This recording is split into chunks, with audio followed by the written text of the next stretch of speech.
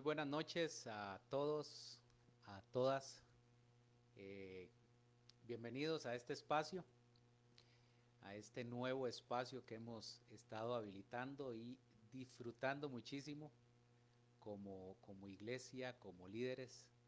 Ha sido un espacio interesante que Dios nos ha permitido compartir con ustedes y básicamente aparte de compartir, asumir la responsabilidad también de crear nuestros fundamentos, conocer a profundidad la escritura, conocer a profundidad nuestra doctrina, en qué creemos. Entonces, muy buenas noches y agradecerles por este tiempo, por estar conectados en un espacio como estos. Voy a aprovechar a saludar a algunas personas que ya nos han escrito acá en el chat, a Jorge Mario Mora, a Mónica y a don Luis también, saludarlos. Muchísimas gracias de verdad por apoyarnos en todo este proceso y en toda esta nueva forma de hacer iglesia. Damos gracias a Dios, primero que todo, por darnos una herramienta como estas, como la tecnología, para poder aprovecharla y como le decía antes, todos juntos crecer en el conocimiento de nuestro Señor Jesucristo y por qué no también, como les decía, fundamentar nuestra fe para que no fácilmente seamos llevados de un lado para otro, como lo dice la palabra de Dios. Entonces, bueno, lo primero que quisiera es en este momento decirle que se ponga cómodo. Vamos a estar aproximadamente por unos 55 minutos a una hora conectados en este espacio de formación bíblica. Y es que es un espacio en donde yo le pediría de verdad que esté concentrado. Si usted está haciendo algo en su casa o en el lugar donde esté escuchando esta transmisión, que ojalá lo pudiera dejar ahí aparte un ratito, lo deje ahí en pausa y entonces se conecte con básicamente dos cosas, con la Biblia, con la escritura y por qué no con un lápiz y un cuaderno, una libreta, una hoja. Pero entonces eso es lo que yo le pediría en esta noche para que usted vaya ahí con nosotros tomando nota. Voy a saludar a algunas otras personas que también veo acá, a doña Telma Chaverri, a doña Berta, a María también que está ya conectada con nosotros, doña Susan Zúñiga, Rebeca Sandoval también, Carlos Mora, eh, y Esteban, que está también mi hijo conectado acá. Dice que se escucha muy bajo. Vamos a ver entonces si podemos aquí hacer algo. Si alguien me da ahí algún feedback de cómo me están escuchando ahorita, si sigue estando bajo o ya me escucho un poco mejor, les agradecería entonces que puedan escribirme.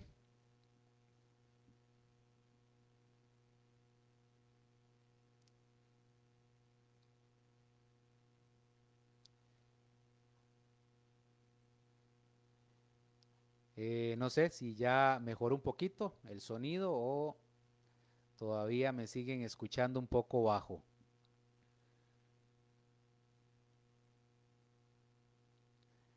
Sí, muy bien. Entonces vamos a iniciar entonces con el estudio de esta noche.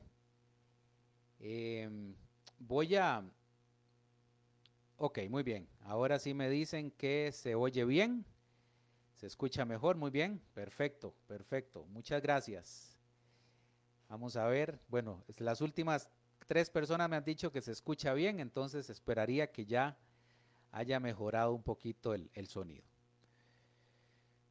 Muy bien, entonces vamos a iniciar con, creo yo que uno de los pilares fundamentales de nuestra fe y tenemos que tener claro en dónde está nuestra fe, o sea, en quién ¿En qué persona es que nosotros entonces fundamentamos nuestra fe? Y hoy quiero entonces hablarles un poco de quién es Jesús. ¿Quién es Jesucristo? ¿Por qué usted y yo entonces seguimos en esta carrera de por qué creemos en Él, por qué le seguimos, por qué estudiamos su palabra? Entonces, yo voy a empezar diciendo lo siguiente, que creo que es clave. Alguien decía que no hay cristianismo sin Cristo, obviamente. Obviamente no hay un cristianismo sin Cristo, sobre la persona de Jesús. Cristo, permítame iniciar entonces dándole un poquito de introducción al tema, porque Cristo para muchos fue solamente un simple hombre partícipe de la historia. Muchos todavía lo consideran de esa manera. Pero para aquellos que hemos abrazado la fe cristiana, lo reconocemos como Dios hecho hombre, que nos trajo el perdón para nuestros pecados. Puede que para algunos sea Dios y para algunos otros solo sea un hombre más. Lo que no se puede negar, que creo yo que es esencial y en donde podría botar muchos argumentos humanos, es que su influencia impactó la historia de la humanidad. A tal punto que los años se cuentan como antes y después de Cristo. ¿Lo ha notado? Bueno, le decía, Jesucristo es el fundamento absoluto de la fe cristiana. Por ejemplo, la persona de Buda, como para hablar de otras creencias. La persona de Buda no resulta esencial para el budaísmo, ¿sabía eso? Y no es el tema hoy. Ni tampoco la persona de Mahoma para el Islam. Pero entonces, para nosotros los cristianos, los seguidores de Cristo, sí debería de ser esencial. Le decía antes que el cristianismo sin Cristo no tiene ningún fundamento. Entonces ahí vamos bien. Vamos a ver si alguien ha escrito más de si sigo con el volumen bajo o no.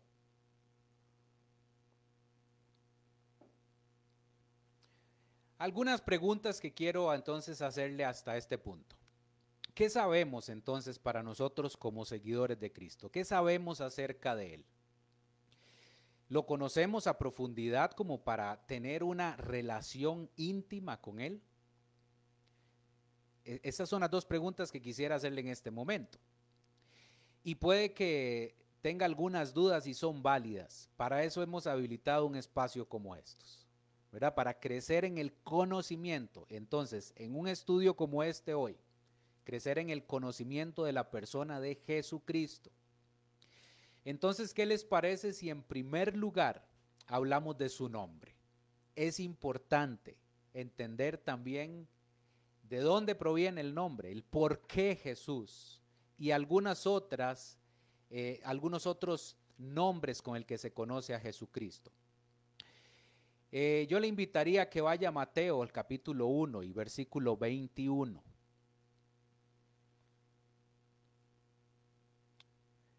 Muy bien, ya estoy tranquilo porque me dicen que se escucha muy bien.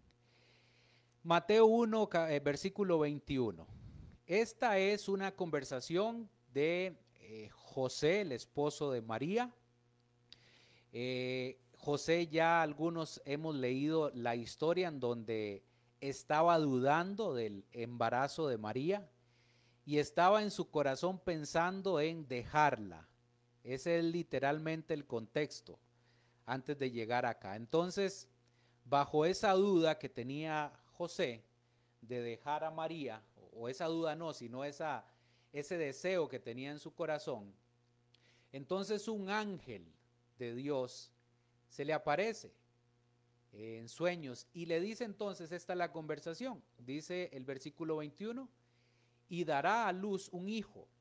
Y aquí entonces empieza a tornarse clave el nombre propiamente. Dice, y llamará su nombre Jesús, porque él salvará a su pueblo de sus pecados. Versículo 22 dice, todo esto aconteció para que se cumpliese lo dicho por el Señor por medio del profeta, cuando dijo, versículo 23, he aquí una virgen concebirá y dará a luz un hijo, y llamará su nombre Emmanuel, que traducido es, y esto es clave, Dios con nosotros. En esta lectura entonces encontramos claves en el nombre de Jesús. Lo primero, el ángel le dice a José que le deben llamar Jesús, pero entonces aquí vemos también el cumplimiento de una profecía, y además entonces en el versículo 23 termina diciendo, y le llamarás Emmanuel. Y ahí mismo el ángel da la traducción, que es Dios con nosotros. Entonces, empecemos por esto, empecemos por decir que en este verso 21, el nombre Jesús es la forma griega del nombre en hebreo, escuche eso y tome nota, porque obviamente el escrito original es en griego, pero el nombre viene del hebreo, que sería el equivalente a Josué. ¿Y qué significa entonces Josué? Significa Yahweh salva. El ángel explicó que el nombre de Jesús revelaba su propósito. ¿Y cuál era el propósito entonces de Jesús? ¿O cuál fue su propósito? El que rescata a los pecadores del castigo que merecen. Esta salvación la experimentaría su pueblo. O sea, no es solamente el pueblo judío, sino su pueblo, todos aquellos que hemos puesto nuestra confianza y hemos decidido por entregar nuestra vida a Jesucristo. El verso 22, lo que dice el ángel, o sea, lo dicho por el Señor por medio del profeta, significa que Dios es el autor principal de los mensajes de sus voceros, de lo que pronunciaban y lo que escribían. Y aquí entonces hay algo interesante, hay un detalle interesante, porque el recurso gramatical que Mateo emplea para presentar esto que está escribiendo en estos versículos, nos da entonces pie para ir a ver el cumplimiento de una profecía. Esa profecía fue escrita por el profeta Isaías muchos años atrás. En el capítulo 7, versículo 14, Isaías sugiere que el ángel citó entonces aquí este versículo y se lo leo. Entonces dice Isaías 7, versículo 14. Muy bien, el Señor mismo les dará la señal. Oiga la señal. Miren, la Virgen concebirá un niño, dará a luz un hijo y lo llamarán Emmanuel. Y aquí otra vez encontramos el significado del nombre Emmanuel. Dios está con nosotros. Muy bien, ahí vamos bien. Vamos a ver entonces, sí, aquí estamos tranquilos. Estoy un poquito preocupado por el audio, pero ya ahora sí estoy más tranquilo. Muy bien, entonces, Emmanuel, Dios con nosotros. El nombre Emmanuel, Dios con nosotros, denota entonces aquí un detalle importante. Denota la deidad de Jesús. El Hijo entonces nacido de la Virgen María sería Dios mismo en medio de su pueblo. El Emmanuel de Isaías 7:14 de esta profecía es también la persona descrita ahí mismo en Isaías, pero 2 capítulos adelante, en el capítulo 9, en los versículos 6 y 7. También Isaías describe muy bien al Mesías y se los leo también. Dice el verso 6 de Isaías 9, porque un niño nos es nacido, hijo nos es dado, y el principado sobre su hombro, y se llamará su nombre. Oiga cómo lo describe Isaías. Admirable, consejero, Dios fuerte, Padre eterno, príncipe de paz. Verso 7 dice, lo dilatado de su imperio y la paz no tendrán límite sobre el trono de David y sobre su reino, disponiéndolo y confirmándolo en juicio y en justicia desde ahora y para siempre. el celo de Jehová de los ejércitos hará esto. Ahora vamos a ver en detalle también de qué se trata, porque Isaías habla también acá del trono de David, pero ahora más adelante vamos a verlo. Entonces, para los hebreos, el nombre no era una simple forma de distinguir a alguien, como para nosotros en nuestra cultura occidental, que el nombre es simplemente para distinguirnos o diferenciarnos de alguna u otra persona. El nombre para los hebreos denotaba la esencia de la persona y también de alguna manera la misión acá en la tierra. Por ejemplo, el rey David, que David, el nombre David en hebreo significa amado o querido. Y sabemos de su historia, sabemos de la historia del rey David. Y los escritos dan fe de que fue amado por Dios y también, aparte de que fue amado por Dios, fue amado por su pueblo. Todos entendemos y tenemos claro lo que implica y lo que significó el reinado de David para el pueblo hebreo. El nombre Jesús hace referencia a la salvación de Dios por medio de su ungido. Y entonces, ¿por qué le estoy hablando ahorita de un término como ungido? Porque aquí entonces introducimos el siguiente aspecto del nombre de Jesús, que también es conocido como el Mesías. Mesías, entonces, viene también del hebreo que significa ungido. El Mesías era la figura del Salvador para el pueblo judío, al que aún muchos todavía esperan. Eso hay que también tenerlo claro, porque hay una población alta de judíos ortodoxos que todavía no reconocen al Mesías, reconocen a Jesús como Mesías. Pero también, obviamente, hay una gran población de judíos mesiánicos que ya entendieron, reconocieron y aceptaron la figura de Jesús como Mesías. Entonces, la palabra Mesías del hebreo se traduce también en griego, escuche esto y tome nota, como Cristo, Cristos. Es decir, vamos a ver que no nos perdamos mucho. Mesías y Cristo son lo mismo. No lo olvide, Mesías viene del hebreo y Cristo viene del griego.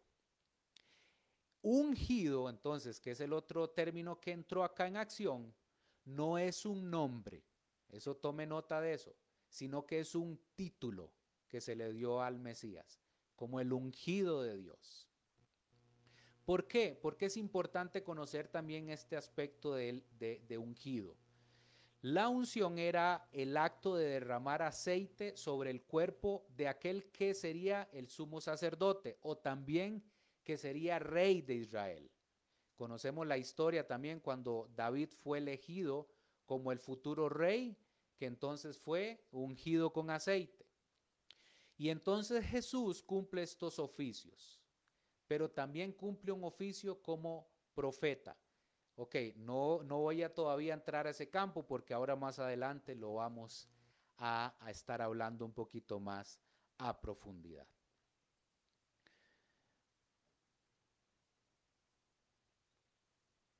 Muy bien, entonces, teniendo claro la importancia de lo que implica el conocer el nombre de Jesús, el significado, en donde fue escrito, los diferentes entonces nombres que debemos tener claro hasta esta altura, como Jesús, ¿verdad? Que se deriva entonces de la raíz hebrea que es el mismo Josué, y entonces que significaría Yeshua o Yahweh salva. Conociendo esa importancia, vemos como el profeta Isaías en algún momento en el Antiguo Testamento había anunciado de el nacimiento de Emanuel, que entonces el significado de Emanuel es Dios con nosotros. Y entonces donde entra también un poquito en acción el término Mesías, que también sería el equivalente a Cristo en griego, y entonces donde encontramos también la riqueza de entender el título de ungido, ¿verdad? Porque Jesús fue el ungido de Dios. Entonces, de ahora en adelante, lo que vamos a entrar acá un poquito a profundidad es tres perspectivas de quién es Jesús, pero entonces vamos a irlo dividiendo de alguna manera, porque es importante. ¿Quién es Jesús para Dios? ¿Quién es Jesús en un contexto judío? ¿Y quién es Jesús para toda la humanidad? Esos son los tres puntos que a partir de ahora vamos a estar desarrollando. ¿Por qué? Bueno, es importante.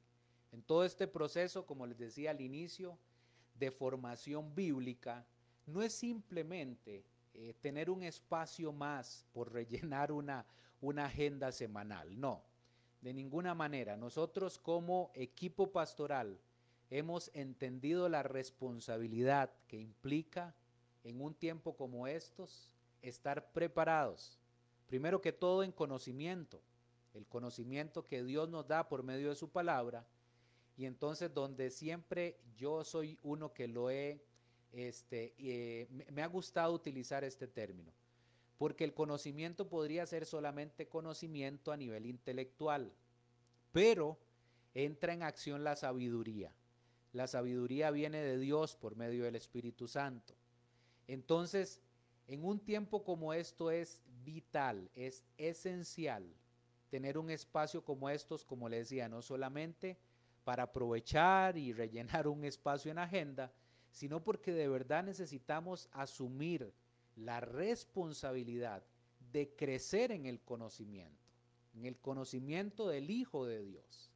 Y entonces, permítame hoy, a partir de todo este espacio que hemos iniciado ya hace unos aproximadamente 20 minutos, entonces empezar a darle otra perspectiva, ya entendiendo muy bien el nombre como tal de Jesús, ¿verdad? Ya lo dejamos claro, pero entonces ahora bajo esta perspectiva, este va a ser el punto número 1 que desarrollaríamos a partir de ahora. ¿Quién es Jesús para Dios? Para Dios Padre. Lo primero que quiero decirles como punto 1.1, ¿verdad? En este primer punto de quién es Jesús para Dios, entonces lo importante acá y lo vital y a partir de acá es que vamos a tener claro que Jesús es Dios. Jesús es Dios. Jesús no fue un simple hombre, eso tenemos claridad y tenemos convicción de eso, aunque nació y creció como cualquiera de nosotros. Él siempre tuvo dos naturalezas, la humana y la divina. Y usted ha escuchado muchas veces el término que Jesús fue 100% hombre, pero también fue 100% Dios. Y entonces aquí la riqueza es que vamos en este espacio de formación bíblica, no es solamente una opinión mía o una opinión de Oscar, no, de ninguna manera. Aquí vamos a ir a la luz de la palabra de Dios, vamos a encontrar el por qué defendemos, por qué incentivamos, porque la Biblia nos habla en detalle de todos los argumentos que estamos dando en un espacio como estos. Entonces, ¿por qué? Partiendo de ahí, ¿por qué Jesús es Dios? En el Evangelio de Juan, en el capítulo 1, ahí, iniciando el Evangelio, vamos a leer del 1 al 3. Dice, en el principio era el Verbo, y el Verbo era con Dios, y el Verbo era Dios. Este era en el principio con Dios. Todas las cosas por Él fueron hechas, y sin Él nada de lo que ha sido hecho fue hecho. Entonces aquí es importante el por qué yo quiero hoy que usted genere esta convicción de que Jesús es Dios. Aquí necesitamos ir al inicio, al principio. Y aquí Juan nos está dando una clave, porque en el principio era el Verbo, es lo que está diciendo. Y aquí Juan entonces nos está remitiendo a prácticamente Génesis, capítulo 1, verso 1, en donde inicia el Antiguo Testamento, en un libro como estos, donde inicia con una frase como en el principio creó Dios los cielos y la tierra. Para Juan, para el evangelista Juan, Jesús existe desde la eternidad con Dios. Por eso es que él lo menciona como el Verbo. Y aquí es importante entonces también conocer de dónde proviene esta palabra verbo, y es logos. ¿Ok? El verbo de Dios es eficaz. Él habla y crea con su palabra. Y allá en el versículo 3 usted lo vio. También Isaías 55 versos 11 y 12 nos habla un poquito también de esto. Pero luego de Juan presentarlo bajo la perspectiva de que Jesús es el verbo y el verbo era Dios, entonces también nos da una descripción un poco más detallada. En el verso 14, poco más adelante, en el verso 14 dice, y aquel verbo, ahora sí está entonces entrando en profundidad con el término verbo, y aquel verbo fue hecho carne. Oiga qué interesante esto, tome nota de eso. Y habitó entre nosotros y vimos su gloria, gloria como del unigénito del Padre, lleno de gracia y de verdad. A partir de esta escritura, entonces sabemos que Jesús es Dios, pero que también, no lo olvide, es hombre. Y teniendo la plenitud de la naturaleza divina, también tenía la plenitud de la naturaleza humana. Ahora, ¿por qué es importante para nosotros los seguidores de Cristo, los que nos llamamos cristianos? ¿Por qué quiero aquí voy a abrir un paréntesis, si usted me lo permite? Porque yo creo que también aquí nos da la oportunidad de defender una verdad como estas, ¿verdad? El por qué nosotros defendemos que Jesús es Dios, encarnado en un hombre. Voy a abrir un paréntesis porque entonces aquí se nos presenta la oportunidad de también ver bajo otra perspectiva de algunos otros movimientos o sectas o como usted le quiera llamar, porque entonces aquí quiero decir lo siguiente. Por ejemplo, los testigos de Jehová niegan la verdad indiscutible e innegable que nos muestra la Biblia de que Jesucristo es Dios. Y en contradicción a la Biblia le dan el lugar de un, y entre comillas, semidios o un Dios menor, al único Dios o el Padre.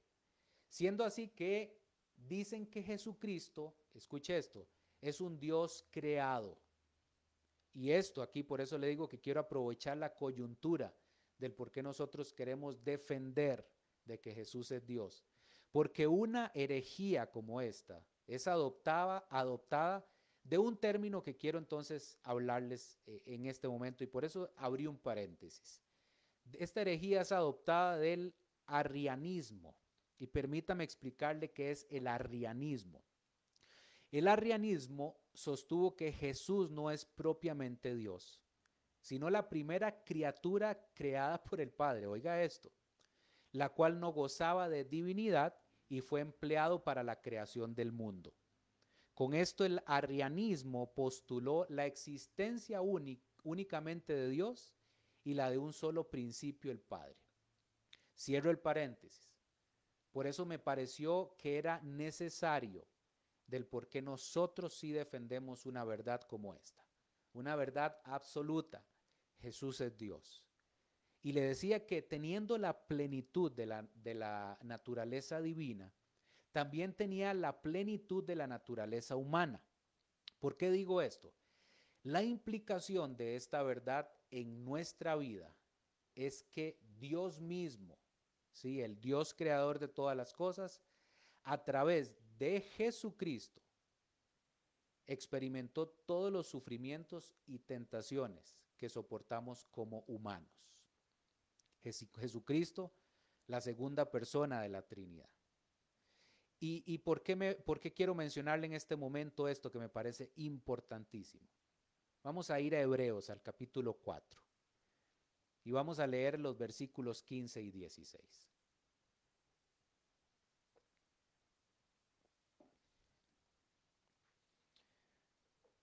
Dice, porque no tenemos un sumo sacerdote que no pueda compadecerse de nuestras debilidades. Oiga, qué interesante esto.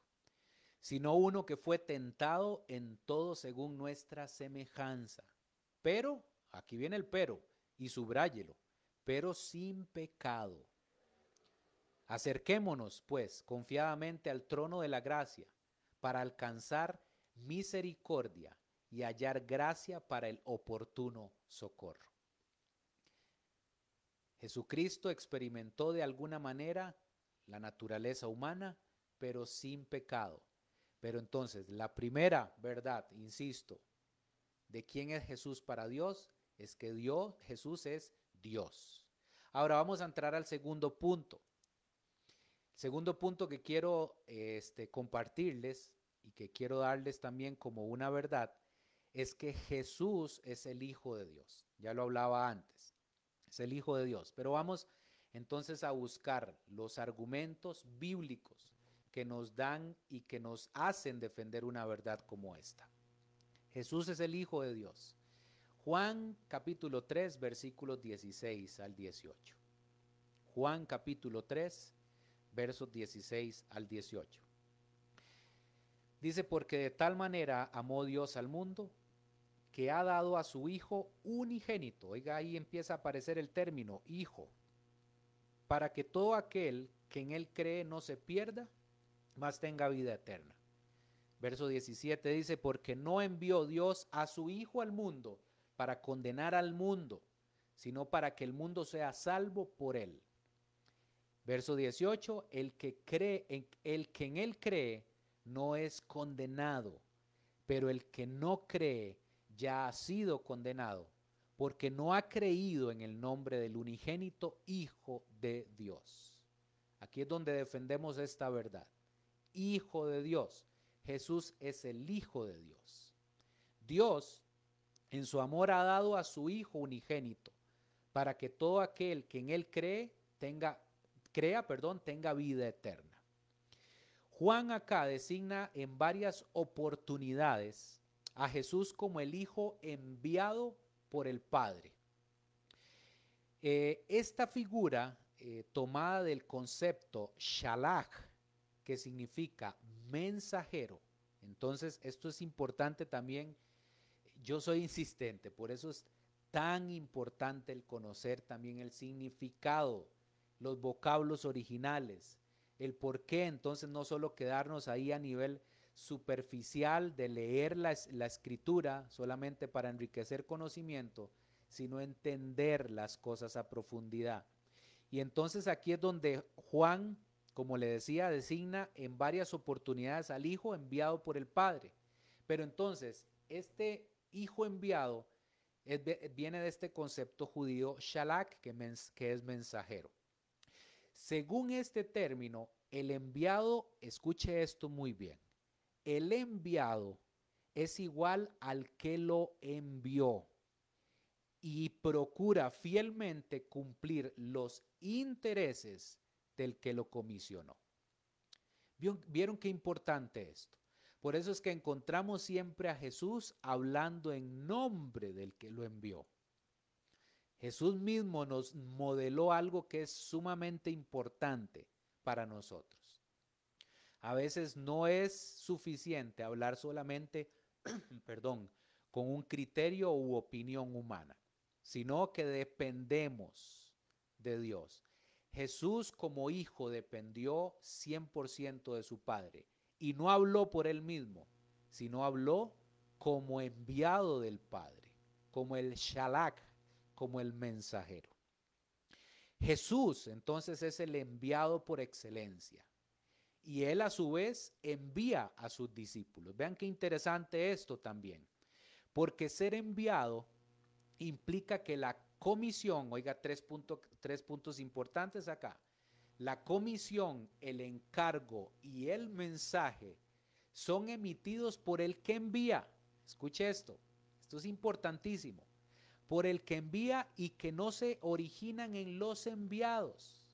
O sea, los discípulos no hablaron por autoridad de ellos, sino que hablaron por la autoridad que Jesús les había dado.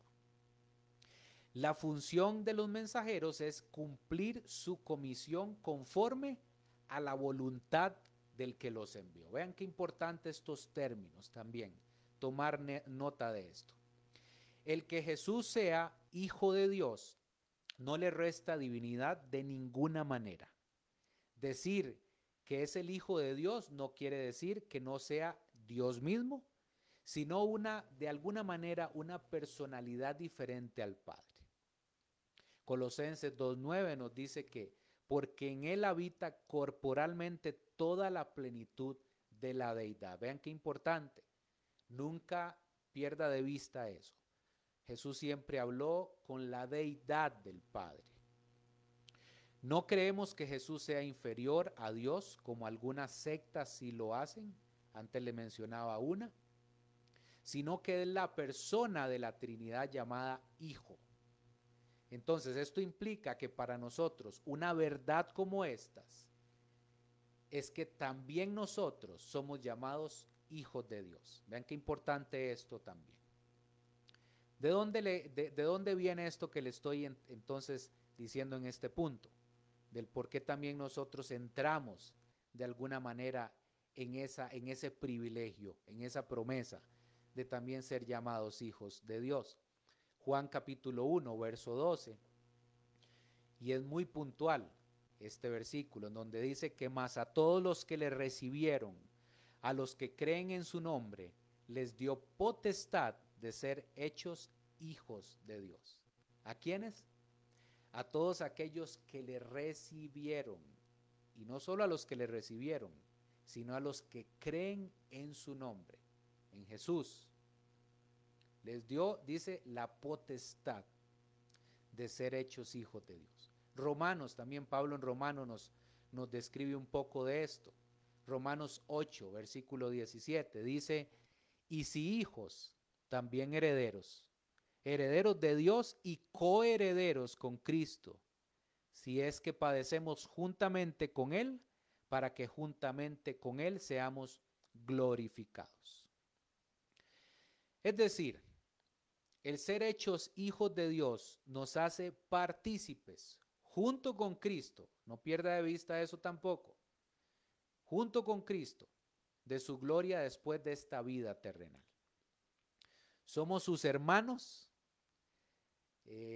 adoptivos de alguna manera, pero hermanos al fin, lo cual debería entonces ser motivo de sumo gozo para todo creyente.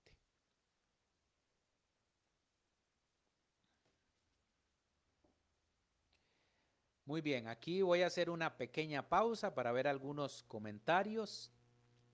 Es correcto, Esteban, Jesús es en hebreo Josué, eso lo hablábamos en la primera parte de esta enseñanza, del significado del nombre de Jesús. Muy bien, entonces, hasta aquí vamos bien. Ya hemos hablado a esta altura de la enseñanza del significado del nombre de Jesús. Y entonces también estamos aplicando algunas verdades que son importantes que conozcamos. ¿Quién es Jesús para Dios? Y entonces abordamos dos puntos con respecto a quién es Jesús para Dios. El primero, Jesús es Dios y Jesús es el Hijo de Dios. Verdades absolutas, innegociables. En eso es lo que creemos, eso es lo que defendemos.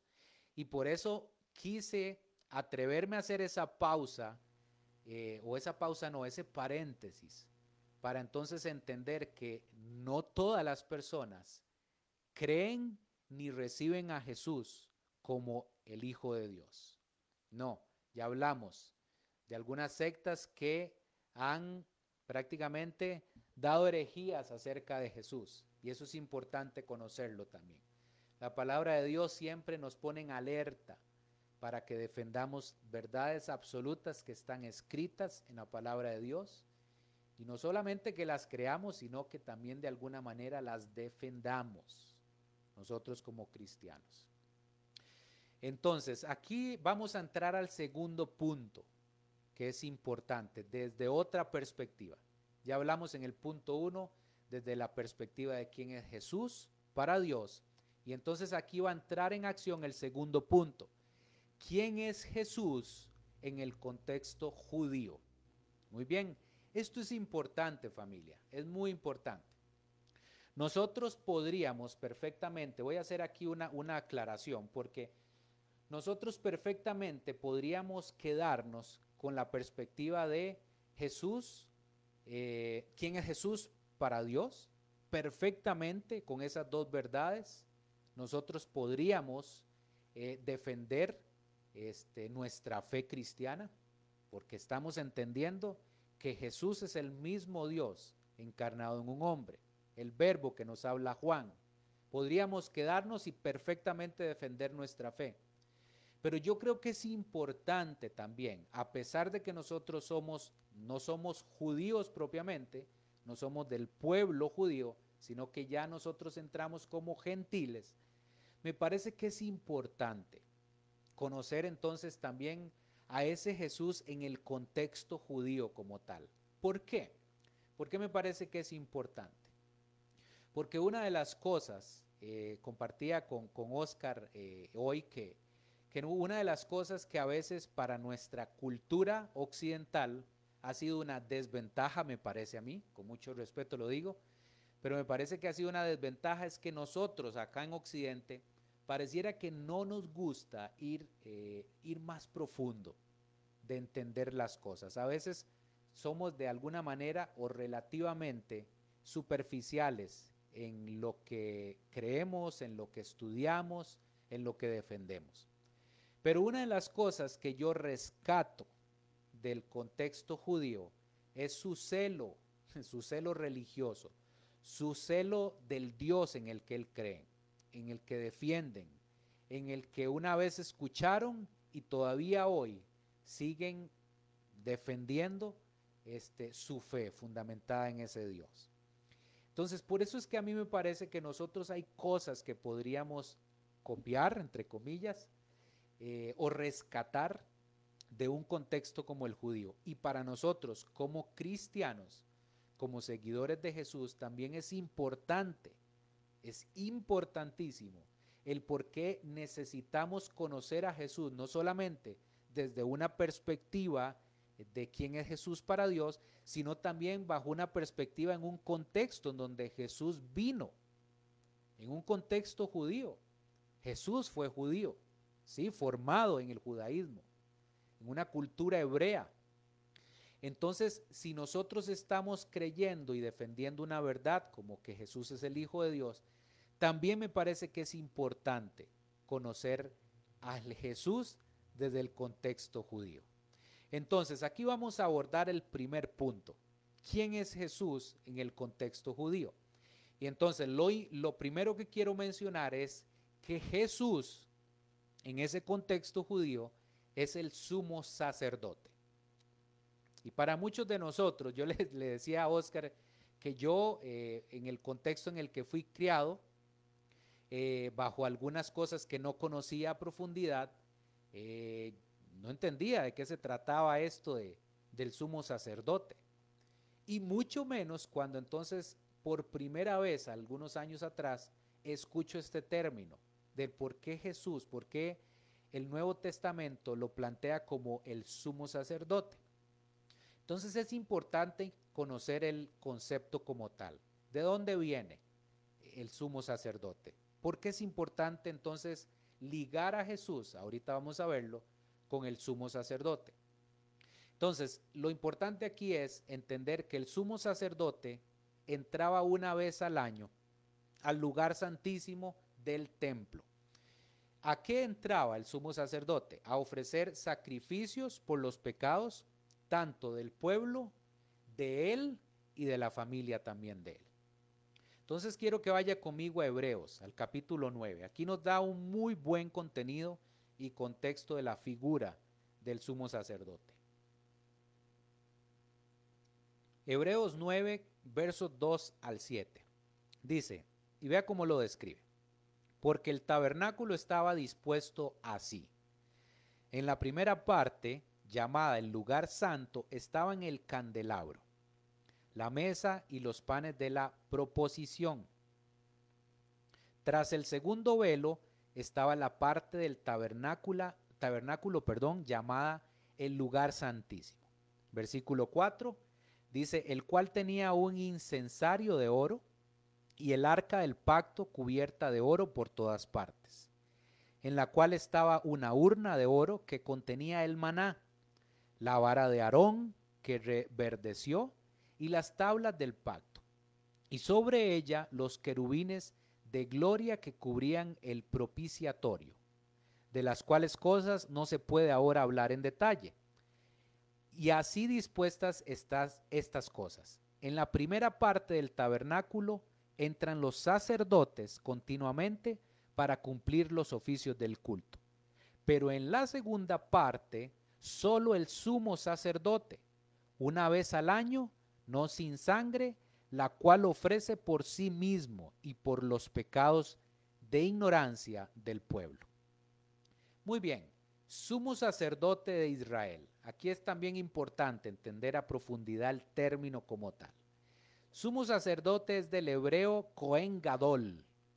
Es el nombre dado al más alto dignatario religioso del antiguo Israel. Entonces, en la religión hebrea o en el judaísmo inicial y en tiempos del judaísmo clásico, es decir, desde el nacimiento de la nación israelita y hasta la destrucción del segundo templo de Jerusalén, el sumo sacerdote de Israel era el primer y principal entre todos los sacerdotes israelitas. Eso es importante conocerlo.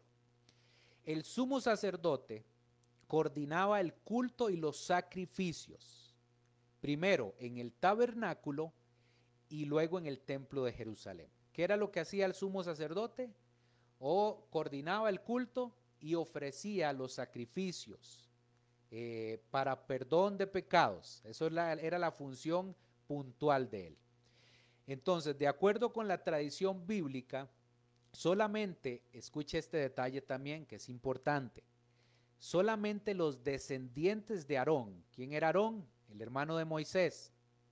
Solamente descendientes de Aarón podían ser elevados al cargo de sumo sacerdote, o bien desempeñarse en las demás funciones sacerdotales, aun cuando esta norma fuera posteriormente abolida a causa de eventos políticos diversos. Entonces, durante el periodo del segundo templo, escuche este detalle también, el sumo sacerdote ejerció a menudo el cargo del presidente, de ser presidente del Sanedrín, ¿verdad? El ente mayor o más importante del judaísmo. Su papel declinó con la ocupación romana, que eso fue 63 años después de Cristo. La función entonces del sumo sacerdote desapareció. ¿Sabe cuándo desapareció esta función? Obviamente con la destrucción del segundo templo en el año 70 después de Cristo. Durante el periodo, este es un detalle importante, a mí que me encantan los números, durante el periodo que existió el primer templo, hubo aproximadamente 18 sumos sacerdotes de Israel, y en tiempos del segundo templo, los sumos sacerdotes que sucedieron llegó hasta aproximadamente unos 70. Muy bien, entonces, ¿qué era lo que hacía el sumo sacerdote?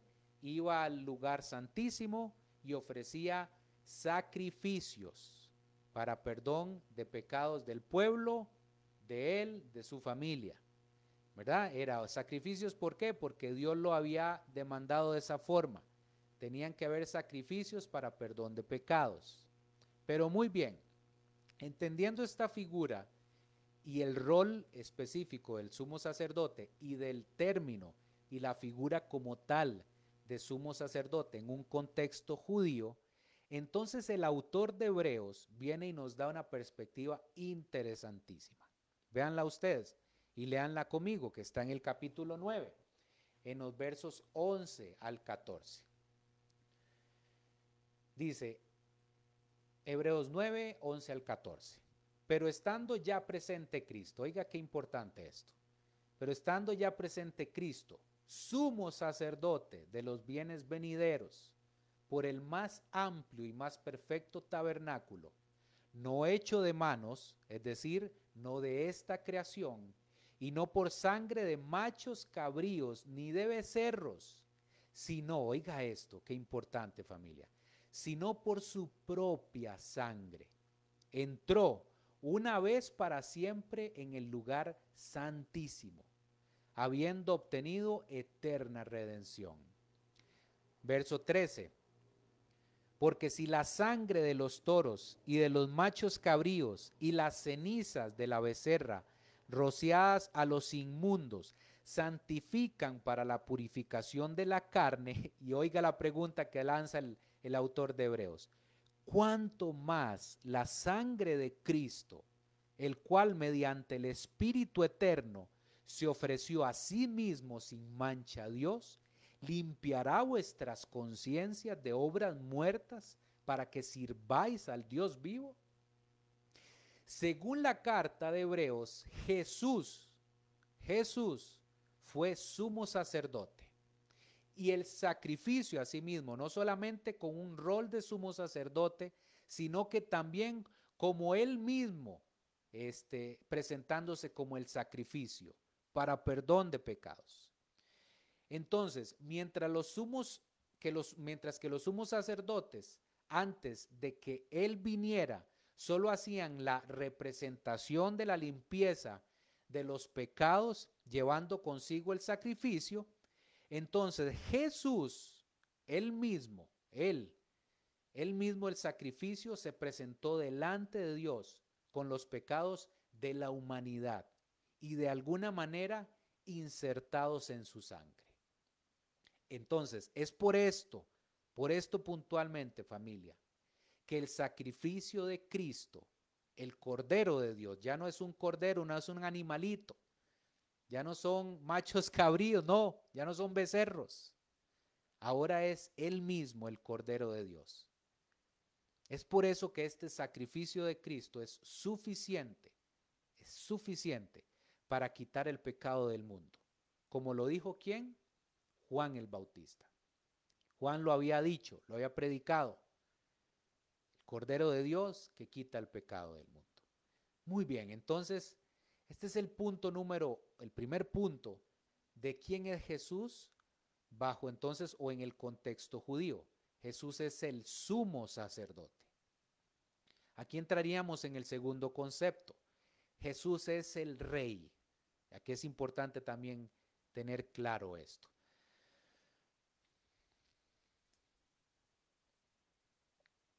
Vamos a ver, dice, Jesús entonces fue ungido como sumo sacerdote y entonces también como rey. Lucas capítulo 4, versos 17 al 21. Dice, y se le dio el libro del profeta Isaías. Y habiendo abierto el libro, halló el lugar donde estaba escrito, el Espíritu del Señor está sobre mí. ¿Quién es el que está en este momento abriendo la escritura donde está escrita, valga la redundancia, esta profecía? Este es Jesús. Estaba sentado en la sinagoga y vino y abrió la Torá, o en este momento más bien sería la Tanaj. Abrió un libro profético, el de Isaías. Y aquí entonces vean qué interesante lo que se está cumpliendo, porque Jesús es el que está leyendo esta porción del profeta Isaías. Y el verso 18 dice, el Espíritu del Señor está sobre mí, por cuanto me ha ungido para dar buenas nuevas a los pobres. Me ha enviado a sanar a los quebrantados de corazón, a pregonar libertad a los cautivos y vista a los ciegos, a poner en libertad a los oprimidos, a predicar el año agradable del Señor. Y enrollando el libro, lo dio al ministro y se sentó. Y los ojos, oigan, imagínense la escena. Y los ojos de todos en la sinagoga estaban fijos en él. Y comenzó a decirles, oigan qué interesante esto, hoy se ha cumplido esta escritura delante de vosotros. En la profecía de Isaías se cumplen prácticamente todos los oficios de Cristo. Y el mismo Jesús, dice que ese día se cumple esa profecía puntualmente. Es por eso que también decía, el reino de los cielos se ha acercado porque el rey ha venido. Segunda de Samuel, capítulo 7, versos 16 y 17. Segunda de Samuel, capítulo 7, Se los leo. Dice, y será afirmada tu casa y tu reino para siempre delante de tu rostro. Y escuche esto, porque estoy desarrollando en este momento un punto importantísimo de que Jesús es el Rey.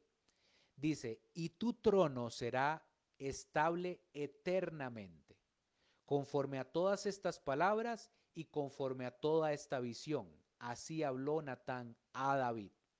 Aquí está hablándole a David de un reino que se le estaba dando en ese momento a David y que de la descendencia de él vendría entonces el rey que gobernaría eternamente.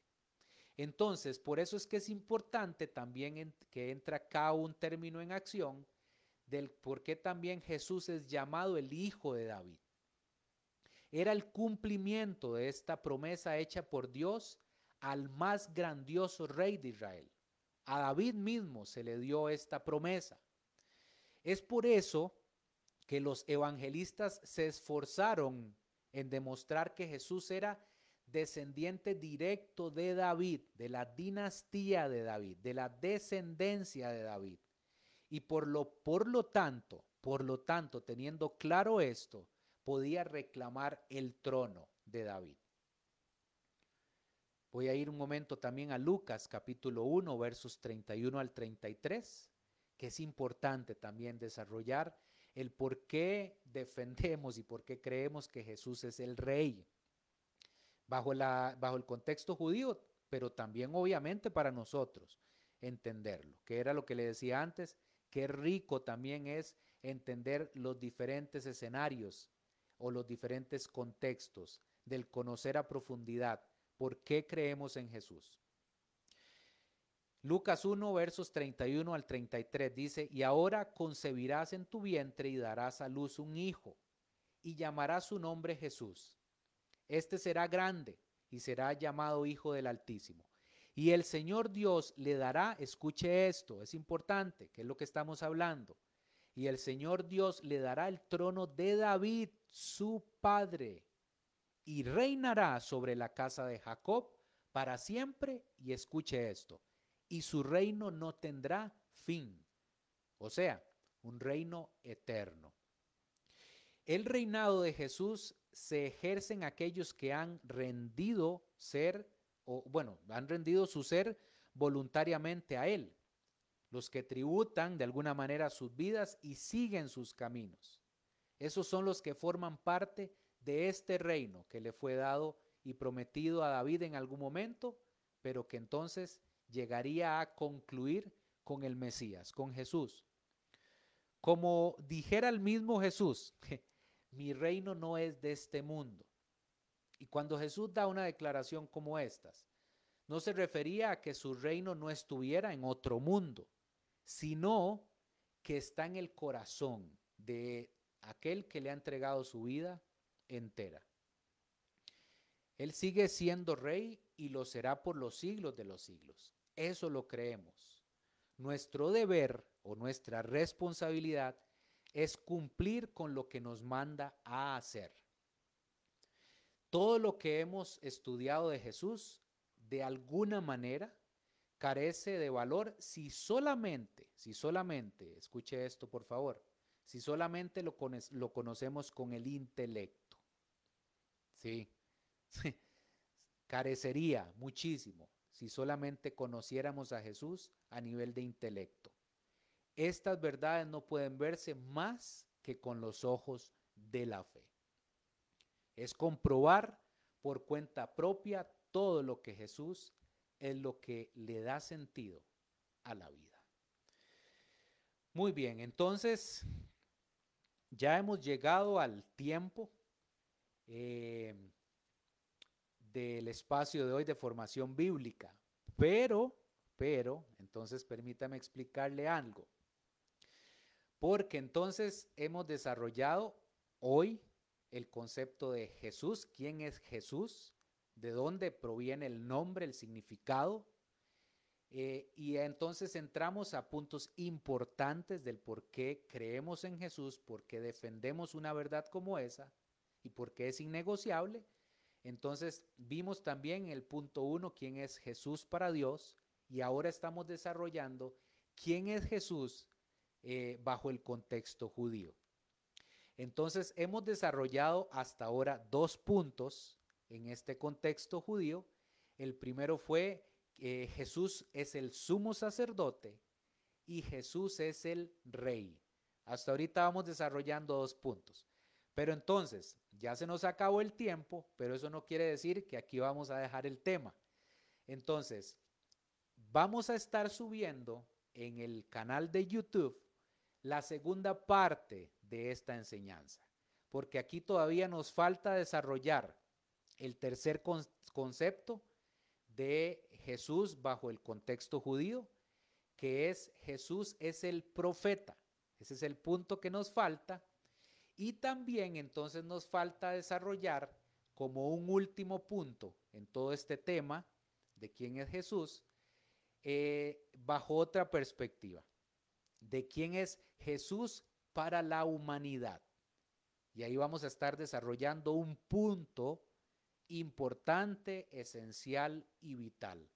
Pero entonces vamos a detenernos acá, vamos a dejar el tema hasta acá, y en el canal de YouTube, como les digo, ustedes pueden ir al canal nuestro de Vida Abundante Grecia y entonces poder escuchar la segunda parte de esta enseñanza y concluir todos estos conceptos que son importantes.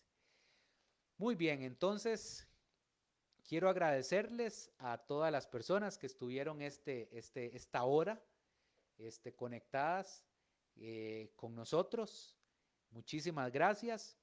Que el Señor les bendiga muchísimo y espero que sea de mucha bendición esta enseñanza, que entendemos que fue una enseñanza a la luz de la palabra, es una verdad y son verdades absolutas, son innegociables. Muchísimas gracias a todos los que estuvieron acá también comentando algunas cosas.